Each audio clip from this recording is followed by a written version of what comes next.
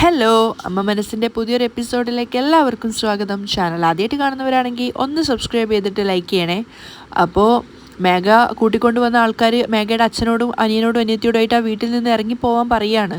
അപ്പോൾ അവരാകെ കൺഫ്യൂഷനായിട്ടാണ് നിൽക്കുന്നത്. കാരണം 40 ലക്ഷം രൂപയ്ക്ക് മേഘ ആ വീട് അയാൾക്ക് വിറ്റു എന്നാണ് മേഘ പറയുന്നത്. അപ്പോൾ അയാൾ പറയുന്നുണ്ട്, പെട്ടെന്ന് വന്നിട്ട് ഇങ്ങനെ ഇറങ്ങിപ്പോകാൻ പറഞ്ഞ് ഞങ്ങൾ എന്താ ചെയ്യുക? അപ്പോൾ അയാൾ പറയാണ്, നിങ്ങളുടെ മകൾ തരാനുള്ള പണം തരികയാണെങ്കിൽ ഞങ്ങളിങ്ങനെ ഇറങ്ങിപ്പോകാൻ പറയില്ലല്ലോ. അതിനുശേഷം അയാളുടെ കൂടെയുള്ള ഗുണ്ടകളോട് അവരുടെ വീട്ടിലെ സാധനങ്ങളൊക്കെ എടുത്ത് മാറ്റാൻ പറഞ്ഞപ്പോൾ പെട്ടെന്ന് തന്നെ ശരവണൻ പറയുന്നുണ്ട്, അയ്യോ എടുത്ത് മാറ്റുമൊന്നും വേണ്ട, ഞങ്ങൾ എടുത്ത് മാറ്റിക്കോളാം. എന്നിട്ട് ഗുണ്ടകളോട് പറയാണ്, നിൽക്ക് ഒരു മിനിറ്റ്, കുറച്ചൊന്ന് ക്ഷമയോടെ നിൽക്ക്. എന്നിട്ട് രാജേന്ദ്രനോട് പറയുന്നുണ്ട്, സർ നിങ്ങളൊന്നും എടുത്ത് മാറ്റേണ്ട, ഞങ്ങൾ തന്നെ എടുത്ത് മാറ്റിക്കോളാം, കുറച്ച് സമയം തരൂ, ഞങ്ങൾ തന്നെ എല്ലാം എടുത്ത് വെച്ചോളാം സർ. സുരേന്ദർ, പൂജ, നിങ്ങളുടെ സാധനങ്ങളൊക്കെ എടുത്തു വെക്ക്.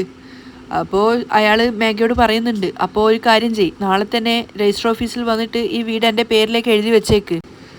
ശരി സർ. എങ്കിൽ പിന്നെ ഞങ്ങൾ ഇന്ന് പോവാം. എന്നിട്ട് ഗുണ്ടകളെയും വിളിച്ചുകൊണ്ട് അയാൾ അവിടുന്ന് പോവുകയാണ്. അയാൾ പോയപ്പോഴാണ് മനോഹരൻ ശ്വാസം വീണത്. എന്തടിയാ അടിച്ചത്! എല്ലാവരും ആകെ വിഷമത്തോടെയാണ് നിൽക്കുന്നത്. മേഘയാണെങ്കിൽ സുരേന്ദ്രനെ ദേഷ്യത്തോടെ നോക്കുന്നുണ്ടായിരുന്നു. അവൻ തലതാഴ്ത്തി നിൽക്കുകയാണ്. അപ്പം മേഘ തൻ്റെ ദേഷ്യത്തെ കൊണ്ട് തന്നെയാണ് സംസാരിക്കുന്നത്. എല്ലാം ഇവൻ കാരണം സംഭവിച്ചതാണ്. അവൻ മറുത്തൊന്നും പറയാതെ നിൽക്കുകയാണ്. അതുപോലെ തന്നെ ശരവണൻ മകനെ നോക്കുന്ന സമയത്ത് മേഘ ദേഷ്യത്തോടെ പറയുന്നുണ്ട്, ഞാൻ ഇങ്ങനെയൊക്കെ ആവാൻ കാരണം ദാ ഈ നിൽക്കുന്ന ഇവനാണ്. ഇവൻ കൂട്ടിക്കൊണ്ടുവന്ന ആ റിയൽ എസ്റ്റേറ്റ് ബ്രോക്കർ കാരണമാണ് കടമായിട്ട് ഞാനിപ്പോൾ നാട് മുഴുവൻ ഇങ്ങനെ തെണ്ടി നടക്കുന്നത്. ആരും മിണ്ടുന്നുണ്ടായിരുന്നില്ല. കാരണം സുരേന്ദ്രകാരനാണ് മേഘയുടെ ജീവിതത്തിൽ ഇങ്ങനെയൊക്കെ സംഭവിച്ചിട്ടുണ്ടായിരുന്നത്. മനോഹരനും അത് ശരിവെക്കുന്നുണ്ടായിരുന്നു. അതേസമയം ക്ഷേത്രത്തിൽ വന്നിരിക്കുകയാണ് ആകാശും ആരതിയും, അതുപോലെ അവർക്കൊപ്പം കൂട്ടായിട്ട് സിദ്ധാർത്ഥും ചന്ദ്രികയും. പൂജാരിക്ക് മുന്നിലെത്തിയ സമയത്ത് അവരെയൊക്കെ അഭിവാദ്യം ചെയ്യാണ്. അതിനുശേഷം ചന്ദ്രിക പരിചയപ്പെടുത്തി കൊടുക്കുന്നുണ്ട്, സ്വാമി ഞാൻ പറഞ്ഞിരുന്നില്ലേ, ഇതാണ് എൻ്റെ അമ്മായിയുടെ മകൾ ആരതി, അത് ആകാശ് ഇവളുടെ ഹസ്ബൻഡാണ്. ഇവരുടെ രണ്ടുപേരുടെയും കല്യാണം ഇപ്പോഴാണ് നടന്നത്. ഇവരുടെ രണ്ടുപേരുടെയും പേരിൽ അർച്ചന ചെയ്യണം. ശരി, ഞാൻ അർച്ചന ചെയ്യാം. അദ്ദേഹം നക്ഷത്രവും ബാക്കിയുള്ള കാര്യങ്ങളൊക്കെ ചോദിച്ചപ്പോൾ അതൊക്കെ ചന്ദ്രിക തന്നെയാണ് പറഞ്ഞു കൊടുക്കുന്നത്. പൂജാരി അർച്ചനയ്ക്ക് വേണ്ടി പോയ സമയത്ത് എല്ലാവരും പ്രാർത്ഥനയ്ക്ക് വേണ്ടി നിൽക്കുകയാണ്. സിധു നോക്കുമ്പോൾ ആരതിയും ആകാശമൊക്കെ പ്രാർത്ഥിക്കുകയാണ് കണ്ണുകളടച്ചിട്ട്, ചന്ദ്രികയും. അപ്പോൾ സിധു മെല്ലെ ചന്ദ്രികയെ തോണ്ടി വിളിക്കുകയാണ്. അതിനുശേഷം കണ്ണിറുക്കി കാണിച്ചപ്പോൾ ചന്ദ്രിക അവൻ്റെ കൈക്കിട്ടൊരു നുള്ളു കൊടുക്കുന്നുണ്ടായിരുന്നു. സിധു വേദന കൊണ്ട് പൊളയാണ്. അപ്പോൾ പെട്ടെന്ന് തന്നെ ചന്ദ്രിക വേഗം കണ്ണുകളടച്ച് നിൽക്കുന്നുണ്ട്. ആരതി ചോദിക്കുന്നുണ്ട്, എന്ത് പറ്റിയേട്ടാ? ഏയ് അതൊന്നുമില്ല, കൈക്ക് ഇരുമ്പ് കടിച്ചതാണ്. അപ്പോൾ ചന്ദ്രിക ചോദിക്കുന്നുണ്ട്, അതേതാ ഉറുമ്പ് സർ? കട്ടുറുമ്പ്. അത് പറഞ്ഞ് സിദ്ധാർത്ഥ് കളിയാക്കി ചിരിക്കുകയാണ്. അപ്പോൾ ചന്ദ്രിക പെറുപെറുക്കുന്നുണ്ട്, കട്ടുറുമ്പ് അല്ലേ, വീട്ടിലേക്ക് വാ, ഞാൻ വെച്ചിട്ടുണ്ട്. അപ്പോഴേക്കും പൂജാരി പ്രാർത്ഥന കഴിഞ്ഞിട്ട് വന്നിട്ടുണ്ടായിരുന്നു. അദ്ദേഹം കൊടുത്ത ആ ഒരു ആരതി തട്ടി വാങ്ങിക്കുകയും പ്രസാദം വാങ്ങിക്കുകയും ചെയ്തതിനു ശേഷം ചന്ദ്രിക ആകാശിനോട് പറയാണ്, ആകാശ് സിന്ദൂരം എടുത്തിട്ട് ആരതിയുടെ നെറുകയിൽ വെച്ചു കൊടുക്ക്. അതുപ്രകാരം ആകാശ് അങ്ങനെ ചെയ്യുകയാണ്. ശേഷം ആരതി താലിമാല എടുത്തിട്ട് അതിലും തൊട്ട് തൊഴുതിട്ട് പ്രാർത്ഥിക്കുകയാണ്. അതൊക്കെ സിദ്ധാർത്ഥ് ഇങ്ങനെ കൗതുകത്തോടെയും അതുപോലെ തന്നെ ഒരു ജ്യേഷ്ഠൻ്റെ എല്ലാ വാത്സല്യത്തോടും കൂടി നോക്കി നിൽക്കുന്നുണ്ടായിരുന്നു.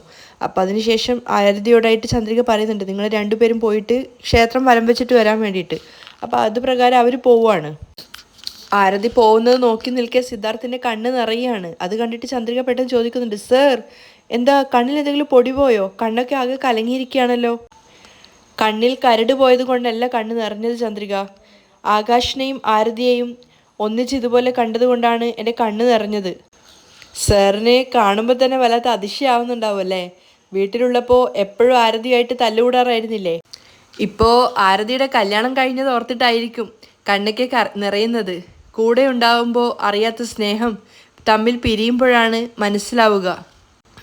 സിധു കണ്ണ് തുടച്ചുകൊണ്ട് അവളോട് പറയുന്നുണ്ട്, നീ പറയുന്നത് ശരിയാണ് ചന്ദ്രിക, പിരിയുമ്പോഴാണ് നമ്മൾ ഒരാൾക്ക് മേൽ എത്രത്തോളം സ്നേഹം ഉണ്ടായിരുന്നെന്ന് നമുക്ക് നന്നായിട്ട് മനസ്സിലാവുന്നത്. അപ്പോഴേക്കും പൂജാരി വന്നിട്ടുണ്ടായിരുന്നു. അദ്ദേഹം അവരോടായിട്ട് ചോദിക്കുന്നുണ്ട്, അടുത്തതായിട്ട് നിങ്ങൾ രണ്ടുപേരും എപ്പോഴാണ് കല്യാണം കഴിക്കാൻ പോകുന്നത്? സിധു പറയാണ്, സ്വാമി ചോദിക്ക്. ചന്ദ്രിക, അദ്ദേഹം ചോദിക്കുന്നത് കേട്ടില്ലേ, മറുപടി കൊടുക്ക്. അപ്പോൾ ചന്ദ്രിക പുഞ്ചിരിച്ചുകൊണ്ട് അദ്ദേഹത്തോട് പറയാണ്, എൻ്റെ അമ്മായി സ്വമനസ്സാലെ എപ്പോഴാണോ എന്നെ മരുമകളായിട്ട് അംഗീകരിക്കുന്നത് അന്നാണ് ഞങ്ങളുടെ കല്യാണം ഉണ്ടാവുക. അന്ന് മാത്രമേ എനിക്ക് ഇദ്ദേഹത്തെ വിവാഹം ചെയ്യാൻ സാധിക്കുള്ളൂ സ്വാമി. നിന്റെ നല്ല മനസ്സിന് ദൈവം നിനക്ക് നല്ലത് മാത്രമേ വരുത്തുള്ളൂ. പൂജാരിയും പറയുന്നുണ്ട്, അവർ തന്നെ നേരിട്ട് നിൻ്റെ അടുത്ത് വന്നിട്ട് നീ തന്നെയാണ് എൻ്റെ മരുമകളെന്ന് പറയും. അങ്ങനെ ഒരു ദിവസം എത്രയും പെട്ടെന്ന് തന്നെ ഉണ്ടാവും. അപ്പോൾ സിദ്ധു പുഞ്ചിരിച്ചുകൊണ്ട് പറയാണ്, ഒരുപാട് നന്ദിയുണ്ട് സ്വാമി. എന്നിട്ട് അവർ രണ്ടുപേരും വീണ്ടും ക്ഷേത്രത്തിന് നേരെ നോക്കി തൊഴുതു നിൽക്കുകയാണ്. അതിനുശേഷം അവർ രണ്ടുപേരും നടന്നിട്ട് ക്ഷേത്രത്തിന്റെ ഒരു ഭാഗത്തായിട്ട് നിൽക്കുകയാണ്. ആ സമയത്തൊക്കെ സിദ്ധാർത്ഥ് ഇങ്ങനെ ചിന്തിച്ചുകൊണ്ടാണ് നടക്കുന്നത്. അപ്പോൾ ചന്ദ്രിക ചോദിക്കുന്നുണ്ട്, അല്ല സർ, സത്യം പറഞ്ഞ അമ്മായിക്ക് എൻ്റെ മേലുള്ള ദേഷ്യം കുറഞ്ഞിട്ടുണ്ടാവോ? അപ്പോൾ സിദ്ധു പറയുന്നുണ്ട്, ആരതിയുടെ കല്യാണം നിന്നുപോയത് നീ കാരണമാണെന്ന് കരുതിയിട്ടാണ് അമ്മയ്ക്ക് നിന്റെ മേൽ ദേഷ്യമുള്ളത്. നീയാണല്ലോ ഇപ്പോൾ ആരതിയുടെ വിവാഹം നടത്തി കൊടുത്തത്. ഇനിയും അമ്മയ്ക്ക് നിന്നോട് ദേഷ്യം ഉണ്ടാവേണ്ട കാര്യം എന്താ? ഇല്ല സർ, അമ്മായിക്ക് ഇപ്പോഴും എൻ്റെ മേലുള്ള ദേഷ്യം കുറഞ്ഞിട്ടില്ല. ഞാനാണ് ആകാശിൻ്റെ അച്ഛനെ കോൾ ചെയ്ത് ആരതിയുടെ കല്യാണം മുടക്കിയതെന്ന് അവരിപ്പോഴും സ്ട്രോങ് ആയിട്ട് വിശ്വസിക്കുകയാണ്. ഞാൻ ചെയ്ത തെറ്റിനുള്ള പ്രായശ്ചിത്തമായിട്ടാണ് ഞാൻ ഈ വിവാഹം നടത്തി കൊടുത്തത് എന്നുപോലും ഒരുപക്ഷെ അവർ കരുതുന്നുണ്ടാവില്ലേ? സത്യം പറഞ്ഞ അമ്മായി നല്ല മനസ്സോടെ അവരെന്നെ സ്വീകരിച്ച് മരുമകളായിട്ട് ഇതുവരെ സ്വീകരിച്ചിട്ടില്ല. അപ്പോഴേക്കും ആരതിയും ആകാശവും ക്ഷേത്രം വലം വെച്ച് വരുന്നുണ്ടായിരുന്നു. അത് കേട്ടിട്ട് ആരതി പറയുന്നുണ്ട്, അതേ ചന്ദ്രിക, നീ പറഞ്ഞത് ശരിയാണ്. അമ്മയ്ക്ക് ഇപ്പോഴും നിന്റെ മേലുള്ള ദേഷ്യം കുറഞ്ഞിട്ടില്ല. നീ തന്നെയാണ് ആകാശിൻ്റെ അച്ഛനെ ഫോൺ ചെയ്ത് ഈ കല്യാണം ഇങ്ങനെ മുടക്കിയതെന്ന് അമ്മ സ്ട്രോങ് ആയിട്ട് വിശ്വസിക്കുകയാണ്. ചന്ദ്രികയുടെ മുഖം ആകെ വാടുവാണ്. അതുപോലെ തന്നെ സിദ്ധുവിനും ആകാശിനും ഒക്കെ സങ്കടം ഉണ്ടായിരുന്നു. പെട്ടെന്ന് ആരതി ചോദിക്കുന്നുണ്ട്, അല്ല, അന്ന് ശരിക്കും പറഞ്ഞ ആകാശിൻ്റെ അച്ഛനെ വിളിച്ചിട്ട് ആരായിരിക്കും ഇതൊക്കെ പറഞ്ഞിട്ടുണ്ടാവുക? വേറെ ആര്? മേഘ തന്നെ. ദേഷ്യത്തോടെ സിദ്ധാർത്ഥ് പറയാണ്. അത് കേട്ടപ്പോൾ ആരതിക്കും ആദ്യം ഒരു ഷോക്ക് ഉണ്ടായിരുന്നു. പക്ഷെ അവൾ പറയുന്നുണ്ട്, മേഘയാണ് ഇതിനൊക്കെ പിന്നിലെന്ന് എന്ന് അമ്മയ്ക്ക് മുഴുവനായിട്ട് മനസ്സിലാവുന്നുവോ? അന്ന് ചന്ദ്രികയെ പൂർണ്ണമായും മനസ്സിലാക്കി ചന്ദ്രികയ്ക്ക് മാപ്പ് തന്ന് ചന്ദ്രികയെ അമ്മയുടെ മരുമകളായിട്ട് ജീവിതത്തിലേക്ക് സ്വീകരിക്കും. അത് കേട്ട സമയത്ത് ആകെ സങ്കടത്തോടെയാണ് ചന്ദ്രിക പറയുന്നത്. അപ്പോൾ ഈ ജന്മത്തിൽ അമ്മായി എനിക്ക് മാപ്പ് തരില്ല, അങ്ങനെയല്ലേ പറഞ്ഞു വരുന്നത്? ഏയ്, അങ്ങനെയല്ല ചന്ദ്രിക. അമ്മയെ പെട്ടെന്നൊന്നും നമുക്ക് അങ്ങനെ സമാധാനിപ്പിക്കാൻ സാധിക്കില്ല. ആരതി സങ്കടത്തോടെ പറയാണ്. ഒരാളുടെ മേലുള്ള വിശ്വാസം അമ്മയ്ക്ക് നഷ്ടപ്പെട്ട് കഴിഞ്ഞാൽ പിന്നെ ജീവിതാവസാനം വരെ അമ്മ അവരെ വിശ്വസിക്കില്ല. ചന്ദ്രിക ആകെ സങ്കടത്തോടെ നിൽക്കുകയാണ്. അതാണ് അമ്മയുടെ ഏറ്റവും വലിയ പ്രശ്നം. ആരതി പറയുന്ന സമയത്ത് സിദ്ധാർത്ഥ് പറയുന്നുണ്ട്, ഏയ് ആരതി, എന്തിനാ ഇപ്പോൾ ചന്ദ്രികയെ അത് പറഞ്ഞ് ഭയപ്പെടുത്തുന്നത്? എന്നിട്ട് അവനെ ചന്ദ്രികയെ ആശ്വസിപ്പിക്കുകയാണ്. ചന്ദ്രിക, അമ്മയ്ക്ക് നിന്റെ മേൽ ഒരു ദേഷ്യവും ഇല്ല ചന്ദ്രിക. നീ വാ, വീട്ടിലേക്ക് പോവാം. വാ ആരതി, വാ ആകാശ് എന്ന് പറഞ്ഞിട്ട് സിദ്ധാർത്ഥ് തന്നെ മുന്നിട്ട് നടക്കുവാണ്. ചന്ദ്രിക പിന്നിലായിട്ടാണുള്ളത്. അവൾ ആകെ ഡെസ്പായിട്ടാണുള്ളത്. ചന്ദ്രിക പയ്യാണ് നടന്നു വരുന്നതും. പിറ്റേന്ന് നേരം വെളുത്ത സമയത്ത് ചന്ദ്രിക മലറിനെ സ്കൂളിലേക്ക് ആക്കുകയാണ്. അവളുടെ വണ്ടിയിലാണ് കൊണ്ടുവിടുന്നത്. വണ്ടിയിൽ കൊണ്ടുവിട്ടിട്ട് ചന്ദ്രിക മലറിനോട് പറയുന്നുണ്ട്, നന്നായിട്ട് പഠിക്കണം. ആ അമ്മ, ശരി അമ്മ എന്ന് പറഞ്ഞിട്ട് മലരെ അകത്തേക്ക് പോവുകയാണ്. മലര അങ്ങോട്ട് എത്തിയ സമയത്താണ് ചന്ദ്രിക കാണുന്നത്. അവളുടെ സ്കൂളിലെ കിറ്റ് വണ്ടിയിൽ തന്നെയാണ് ഉണ്ടായിരുന്നത്. ഏയ് ഇങ്ങോട്ട് വാ എന്ന് വിളിച്ചിട്ട് വീണ്ടും മലറിന് അത് കൊടുത്തിട്ട് കിസ്സൊക്കെ കൊടുക്കുന്നുണ്ടായിരുന്നു. ഇത് മറന്നു വെച്ചിട്ടാണോ പോകുന്നതെന്നൊക്കെ ചോദിച്ചിട്ട്. ശരി അമ്മ വൈകുന്നേരം വന്ന് കൂട്ടാം, അപ്പം ഇറങ്ങിയാൽ മതി എന്നൊക്കെ പറഞ്ഞിട്ടാണ് മലരിൻ്റെ സ്നേഹത്തോടെ പറഞ്ഞിട്ടാണ് ചന്ദ്രിക പോകുന്നത്. മലര് ബായൊക്കെ പറഞ്ഞ് പോയ സമയത്താണ് ചന്ദ്രികയുടെ കണ്ണിൽ ആ കാഴ്ച കാണുന്നത്. തൊട്ട് മുന്നിലായിട്ടൊരു ചായക്കടയുടെ മുന്നിൽ നിന്നിട്ട് സുരേന്ദർ, അതായത് മേഘയുടെ സഹോദരൻ, ബൈക്കിൽ ഇരുന്നിട്ട് ഒരാളുമായിട്ട് സംസാരിക്കുകയാണ്. അത് മറ്റാരും ആയിരുന്നില്ല, മേഘയുടെ ആ ഒരു റിയൽ എസ്റ്റേറ്റ് ബിസിനസ് നടത്താൻ വേണ്ടി വന്നിട്ടുള്ള ആ ഒരു വ്യക്തിയായിരുന്നു. കുറച്ച് ദിവസങ്ങൾക്ക് മുമ്പ് ചന്ദ്രികയും സിദ്ധാർത്ഥും ചേർന്നിട്ട് പോലീസിന് പിടിച്ചു കൊടുത്തിട്ടുണ്ടായിരുന്ന അയാൾ. അപ്പോൾ ചന്ദ്രിക ചിന്തിക്കുന്നുണ്ട്, ഇവനെയല്ലേ കുറച്ച് ദിവസങ്ങൾക്ക് മുമ്പ് പോലീസിന് പിടിച്ചു കൊടുത്തത്? അപ്പോൾ പിന്നെ ഇവനെങ്ങനെയാണ് സുരേന്ദ്രനുമായിട്ട് സംസാരിക്കുന്നത്? അവർ രണ്ടുപേരും വളരെ ഇൻറ്റിമേറ്റ് ആയിട്ടാണ് സംസാരിക്കുന്നത്, അത്രയും ഫ്രണ്ട്ഷിപ്പോടുകൂടി. അപ്പോൾ അത് കാണുന്ന ചന്ദ്രിക ചിന്തിക്കുന്നുണ്ട്, ഇവർ രണ്ടുപേരും സംസാരിക്കുന്നത് കാണുമ്പോൾ ഈ ഒരു റിയൽ എസ്റ്റേറ്റിൻ്റെ തട്ടിപ്പിൽ സുരേന്ദ്രനും പങ്കുള്ളത് പോലെയാണല്ലോ തോന്നുന്നത്. ആ സമയത്ത് അയാൾ സുരേന്ദ്രൻ്റെ ബൈക്കിന് പിന്നിൽ കയറുവാണ്. അവർ സംസാരിച്ചുകൊണ്ട് തന്നെയാണ്, ചിരിച്ചുകൊണ്ട് സംസാരിച്ചിട്ടാണ് കയറുന്നത്. അപ്പോഴും ചന്ദ്രിക ചിന്തിക്കുന്നുണ്ട്, ഈ സുരേന്ദർ മേഘയുടെ സഹോദരനാണ്. മേഘയെ പറ്റിച്ചവരുടെ കൂട്ടത്തിൽ ഇവനെങ്ങനെ ഉണ്ടാവുക? അവനുമായിട്ട് ഇവൻ എന്തായിരിക്കും ഫ്രണ്ട്ഷിപ്പ് ഉണ്ടാക്കാൻ കാരണം? എന്തോ ഒരു തെറ്റ് ഇതിനിടെ നടക്കുന്നുണ്ടല്ലോ. ഇവർ തമ്മിലുള്ള ബന്ധം എന്താണെന്ന് തീർച്ചയായിട്ടും കണ്ടുപിടിക്കണം. അവരവിടുന്ന് പോകുന്ന സമയത്ത് തന്നെ കാണാതിരിക്കാൻ വേണ്ടിയിട്ട് ചന്ദ്രിക മുഖം മറച്ച് നിൽക്കുകയാണ്. അങ്ങനെ അവർക്ക് പിന്നാലെ ചന്ദ്രിക സ്കൂട്ടറും കൊണ്ട് പോകുന്നുണ്ടായിരുന്നു. ഒരു വീടിന് മുന്നിലായിട്ടാണ് അവർ വണ്ടി നിർത്തുന്നത്. രണ്ടുപേരും അവിടെ ഇറങ്ങുന്ന സമയത്ത് ചന്ദ്രികയും ഒരല്പം ദൂരത്തോട്ട് മാറ്റിയിട്ട് വണ്ടി നിർത്തുകയാണ്. എന്നിട്ട് അവരെ ഫോളോ ചെയ്യുന്നുണ്ടായിരുന്നു. അപ്പോൾ അകത്തേക്ക് കയറുന്നതിന് മുന്നേ തന്നെ സുരേന്ദ്ര മറ്റേ കൂട്ടുകാരനോട് ചോദിക്കുന്നുണ്ട്, എല്ലാം വാങ്ങി വെച്ചിട്ടില്ലേ? ഹാ എന്നും പറഞ്ഞിട്ടാണ് അവർ രണ്ടുപേരും അകത്തേക്ക് പോകുന്നത്. അവർ മദ്യപിക്കാനുള്ള ഒരുക്കത്തിന് വേണ്ടിയിട്ടായിരുന്നു അവിടെ വന്നിട്ടുണ്ടായിരുന്നത്. ആ സമയത്ത് ചന്ദ്രിക സിദ്ധാർത്ഥിനെ വേഗം കോൾ ചെയ്യാണ്. സിദ്ധാർത്ഥ് ഡ്രൈവിങ്ങിലായിരുന്നു. സർ, അന്ന് മേഘയെ പറ്റിച്ചിട്ട് പോയ ആ റിയൽ എസ്റ്റേറ്റുകാരനില്ലേ, അയാളെ അന്ന് പോലീസ് പിടിച്ചിട്ടുണ്ടായിരുന്നില്ലേ? അതിലുള്ള ഒരുത്തനെ ഞാനിന്ന് കണ്ടു സർ. കണ്ടുന്നോ? എവിടെ വെച്ച് കണ്ടു? മലറിനെ സ്കൂളിൽ അയച്ചിട്ട് വരുമ്പോൾ കണ്ടതാണ് സർ. അവൻ്റെ കൂടെ സുരേന്ദ്രനെയും കണ്ടു, മേഘയുടെ സഹോദരനെ. അത് കേട്ട സമയത്ത് സിദ്ധാർത്ഥ ആകെ ഒന്ന് ഞെട്ടുകയാണ്. എന്ത്, സുരേന്ദ്രോ? ആ അതെ സർ. അവർ രണ്ടുപേരും നന്നായിട്ട് ചിരിച്ച് സംസാരിച്ചു കൊണ്ടാണ് പോകുന്നത്. അവരെ രണ്ടുപേരെയും കാണുമ്പോൾ തന്നെ അവർ നല്ല ഫ്രണ്ട്സായിട്ടാണ് തോന്നുന്നത്. അപ്പോൾ സിദ്ധു അവളോട് തിരിച്ചു ചോദിക്കുന്നുണ്ട്, എന്താ ചന്ദ്രിക നീ പറയുന്നത്? മേഘയെ പറ്റിച്ചത് മേഘയുടെ സഹോദരൻ തന്നെയാണെന്നോ? എനിക്ക് വിശ്വസിക്കാൻ സാധിക്കുന്നില്ല ചന്ദ്രിക. സത്യം പറഞ്ഞാൽ എനിക്കും ഒന്നും മനസ്സിലാവുന്നില്ല സർ. പക്ഷെ അവർ രണ്ടുപേരും ഒരേ ഫ്ലാറ്റിനകത്തേക്കാണ് പോയിട്ടുള്ളത്. ആ ഫ്ലാറ്റിൻ്റെ അടുത്തായിട്ടാണ് ഞാൻ നിൽക്കുന്നത്. ചന്ദ്രിക, നീ ഒരു കാര്യം ചെയ്.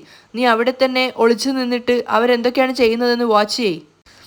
അവരുടെ കണ്ണിൽപ്പെടാതെ ശ്രദ്ധിക്കണം. ശരി സർ. ചന്ദ്രിക, എത്രയും പെട്ടെന്ന് എനിക്ക് ആ ഭാഗത്തേക്കുള്ള ലൊക്കേഷൻ അയച്ചു തരൂ. ശരി സർ എന്ന് പറഞ്ഞിട്ട് ചന്ദ്രിക കോൾ കട്ട് ചെയ്തിട്ട് ലൊക്കേഷൻ സിദ്ധാർത്ഥിന് വേഗം വിട്ടുകൊടുക്കുകയാണ്. സിദ്ധാർത്ഥ ആണെങ്കിൽ ചന്ദ്രിക അയച്ച ലൊക്കേഷനിലേക്ക് വരുന്നുണ്ടായിരുന്നു. ഇതൊന്നും അറിയാതെ അകത്ത് സുരേന്ദറും അവൻ്റെ ആ ഒരു കൂട്ടുകാരും ചേർന്നിട്ട് മദ്യപിച്ചുകൊണ്ടേ ഇരിക്കുകയാണ്. ചന്ദ്രികയാണെങ്കിൽ ആ ഫ്ലാറ്റിന് മുന്നിൽ വന്ന് നിൽക്കുന്നുണ്ടായിരുന്നു. എന്താ ചെയ്യേണ്ടതെന്ന് ആദ്യം അവൾക്കൊരു എത്തും പിടിയുമില്ല. പിന്നീട് അവിടെ ആ ഡോറ് തൊട്ട് നോക്കുന്ന സമയത്ത് അത് അകത്തു നിന്ന് പൂട്ടിയിരിക്കുകയാണ്. ചന്ദ്രിക നോക്കുന്ന സമയത്ത് ആ ഒരു ഭാഗത്തുള്ള ജനല് തുറന്നിട്ടുണ്ടായിരുന്നു. അവൾ മെല്ലെ അത് മുഴുവനായിട്ട് തുറന്നതിന് ശേഷം കർട്ടൻ മാറ്റി നോക്കുമ്പോൾ അകത്ത് സുരേന്ദറും അയാളും ചേർന്ന് മദ്യപിക്കുകയാണ്. അപ്പോൾ അവൻ പറയുന്നുണ്ടായിരുന്നു, എൻ്റെ ചേച്ചിയുടെ അടുത്ത് നിന്ന് ഇത്രയും വലിയൊരു പണം മോഷ്ടിക്കാൻ വേണ്ടി ഞാൻ എത്ര നാൾ പ്ലാൻ ചെയ്തിട്ടാണ് ഇത് നടത്തിയതെന്ന് അറിയാമോ? അത് കേട്ട സമയത്ത് ചന്ദ്രിക വേഗം തന്നെ മൊബൈൽ ഫോൺ എടുത്തിട്ട് വീഡിയോ റെക്കോർഡ് ചെയ്യുകയാണ്. അതേ സമയത്ത് സുരേന്ദ്ര കൂട്ടുകാരോട് പറയുന്നുണ്ട്, എന്നാൽ പണം മുഴുവൻ എടുത്തിട്ട് അവൻ കടന്നു കളഞ്ഞു. ഇങ്ങോട്ട് നോക്ക്, അവനെ വെറുതെ വിടാൻ പാടില്ല. അപ്പോൾ കൂട്ടുകാരന് പറയുന്നുണ്ട്, എടാ നീ അവനെ വിശ്വസിച്ചതാണ് ഏറ്റവും വലിയ തെറ്റ്.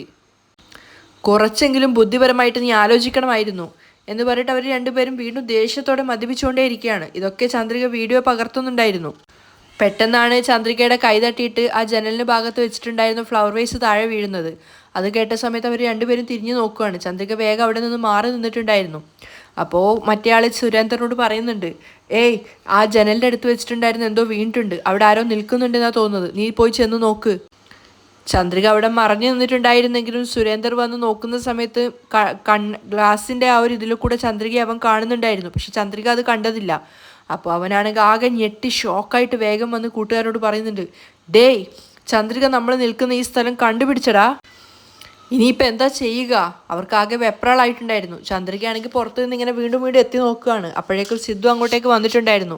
സിദ്ധു വേഗം കാറ് തുറന്നിട്ട് അങ്ങോട്ടേക്ക് വന്നിട്ട് ചന്ദ്രികയെ തൊടുകയാണ്. ചന്ദ്രികയാണെങ്കിൽ ഇങ്ങനെ പേടിച്ച് ജനൽ തുറന്നുകൊണ്ടിരിക്കുന്ന സമയത്താണ് സിദ്ധാർത്ഥ് പിന്നീന്ന് വന്ന് തൊടുന്നത്.